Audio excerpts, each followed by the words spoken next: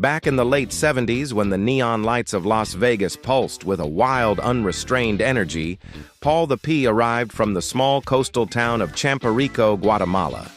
Tall, bulky, and broad-shouldered, Paul was a man who commanded respect the moment he walked into a room. He didn't just have a presence, he had an aura, like a heavyweight champion stepping into the ring. Vegas back then was a different beast. The air was thick with cigarette smoke. The streets were ruled by hustlers and high rollers, and the game foul scene was as fierce as the desert sun. Paul found himself drawn to this underground world, where men bet their pride and small fortunes on the sharp spurs of their warriors. It didn't take long for Paul to make a name for himself. He was a natural with the birds, particularly the Kelsos, tall, powerful, and relentless, just like him. While other galleros favored speed or cunning, Paul bred his Kelsos for sheer power and heart. They hit like trucks, and when they stepped into the pit, they demanded respect.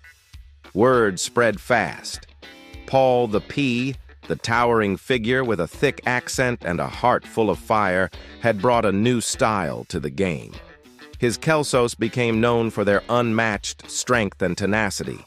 They weren't just fighters, they were gladiators, warriors born to dominate. One hot Vegas afternoon, at a backyard derby where the stakes were high and the air crackled with tension, Paul leaned over his pit, his massive arms crossed as he watched his Kelso take control of the match. The crowd roared, the air filled with the sharp clash of spurs, and Paul's bird stood tall, victorious. As the years went by, Paul's legend only grew.